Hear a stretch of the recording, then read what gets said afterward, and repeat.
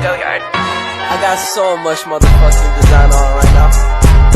Break it down, bring it back, make it clap. I got 3 old thoughts, new guap, where that damn bitches on my line, and you know they come strapped. Hold up. Assalamualaikum warahmatullahi wabarakatuh. Perkenalkan, kami dari kelompok 1 kelas PGSD 1 yang akan membahas psikologi tentang perbedaan individu yang menyebabkan perbedaan proses dan hasil belajar minat bakat siswa. Perkenalkan, nama saya Alif Abnanisa sebagai moderator dan presentator kedua. Saya Imelda Rahmayunita sebagai presentator keempat. Saya Salsabila Tursinina sebagai presentator ketiga. Dan saya Agrantianto sebagai presentator pertama. Begitu, mari kita menyaksikan presentasi yang akan kita sampaikan. Selamat menyaksikan. Baik, di sini saya akan menjelaskan tentang pengertian individu. Individu berasal dari kata Yunani yaitu individu yang artinya tidak terbagi. Dalam ilmu sosial, paham individu menyangkut tabiat dengan kehidupan dan jiwa yang majemuk. Memegang peranan dalam pergaulan hidup manusia, individu merupakan kesatuan yang terbatas, yaitu sebagai manusia perseorangan, bukan sebagai manusia keseluruhan. Selanjutnya adalah implikasi perbedaan individu. Yang pertama, perbedaan individual. Perbedaan individual di antara anak didik merupakan hal yang tidak mungkin dihindari karena hampir tidak ada kesamaan yang dimiliki oleh manusia kecuali perbedaan itu sendiri. Sejauh mana individu berada akan mewujudkan kualitas perbedaan mereka atau kombinasi dari berbagai unsur perbedaan tersebut. Selanjutnya yang kedua adalah perbedaan biologis. Perbedaan biologis anak didik secara umum terkadang menimbulkan perlakuan yang berbeda dari pendidik atau guru. Sebagai guru memasukkan unsur biologis dalam penilaian terhadap siswanya. Yang ketiga adalah perbedaan psikologis. Perbedaan psikologis pada siswa mencakup perbedaan dalam minat, motivasi, dan kepribadian. Ketiga faktor psikologis ini berkolerasi positif dengan hasil belajar yang dicapai. Dalam kondisi minat yang besar terhadap pelajaran, motivasi yang tinggi untuk belajar, dan kemampuan memori yang maksimal, maka hasil belajar yang dicapai juga akan maksimal. Yang keempat, ada perbedaan inteligensi. Inteligensi dan bagaimana perbedaan dalam inteligensi tersebut berpengaruh pada perbedaan prestasi. Perbedaan inteligensi ini terutama berkaitan dengan perolehan belajar. Dan yang kelima adalah perbedaan bakat. Dari setiap anak selalu mempunyai bakat yang sangat berbeda. Oleh karena itu, guru atau pendidik harus bisa memaksimalkan bakat anak tersebut untuk senantiasa mewujudkan bakatnya agar selalu terbiasa dan diolah untuk pencapaiannya. Baik, sekarang ada pertumbuhan dan perkembangan manusia. Yang pertama itu ada tempo pertumbuhan adalah tidak sama. Urutan atau sequence pertumbuhan tidak bergerak dalam waktu yang konstan.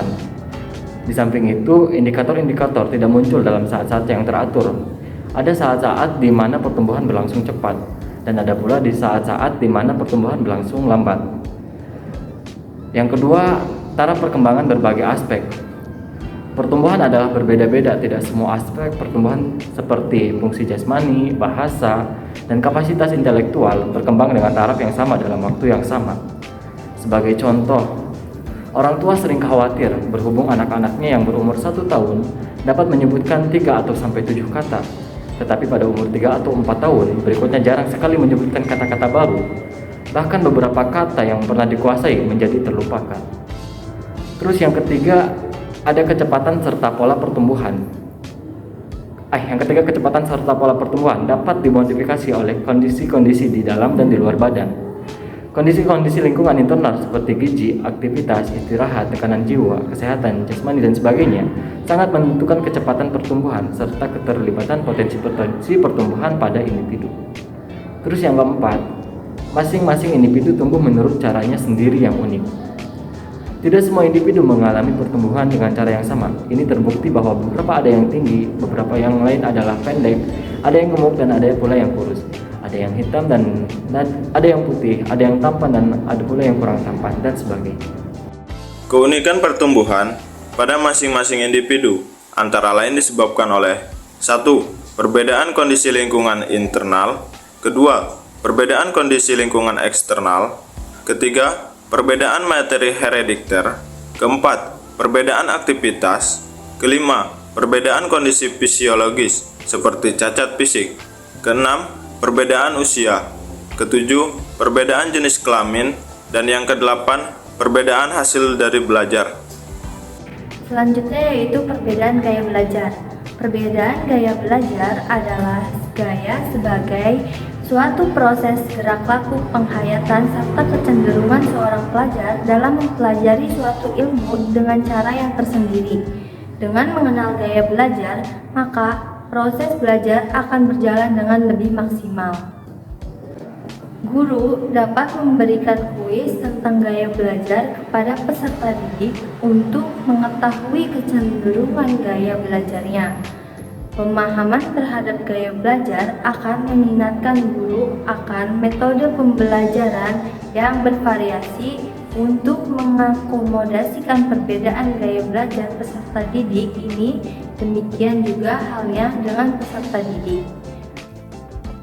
Selanjutnya ada upaya dalam menyikapi perbedaan individu dalam proses belajar. Sebagai seorang pengajar yang baik, guru tidak dapat meniadakan perbedaan-perbedaan dengan menganggap semua siswa itu sama. Oleh karena itu, dibutuhkan dalam menyikapi perbedaan-perbedaan setiap siswa. Menyikapi siswa yang kritis diperlukan metode pembelajaran yang terbuka, memberi kesempatan siswa untuk membuktikan jawaban yang benar atau salah. Dan guru harus memberi jalan untuk siswa yang mengeksplorasi materi yang diajarkan.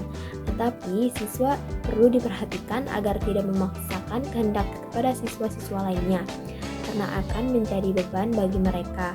Selain itu, guru perlu menyesuaikan pembelajaran yang diberikan dengan perbedaan individual di antara siswa. Salah satu cara yang bisa ditempuh guru dalam hal ini adalah dengan penerapan mastery learning, yaitu suatu kualitas pembelajaran di mana guru dan siswa memutuskan secara bersama tentang waktu yang dibutuhkan dan apa yang perlu dikuasai oleh siswa. Dalam mempelajari tentang pola interaksi siswa, guru perlu berinteraksi dengan siswa, baik melalui aktivitas ekstrakurikuler, berbicara dengan siswa di luar kelas, ataupun makan siang bersama secara periodik. Dalam merencanakan keterlibatan dan keberhasilan siswa, guru dapat menggunakan dua cara, yaitu dengan menggunakan isi pelajaran yang berkualitas tinggi sebagai poin utama diskusi dan menggunakan pertanyaan terbuka guna mengundang keterlibatan siswa.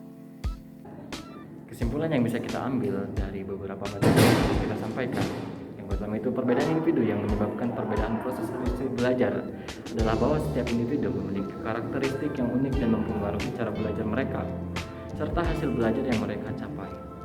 Beberapa individu atau siswa mungkin ada yang lebih cepat dalam memahami dan menerapkan informasi, sementara yang lain memerlukan waktu dan upaya yang lebih ekstra.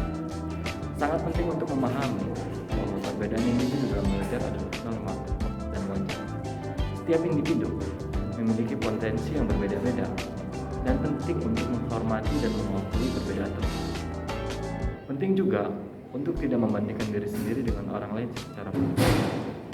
Setiap individu pasti memiliki perjalanan belajarnya sendiri dan fokus harus diberikan pada kemajuan pribadi dan pengembangan diri.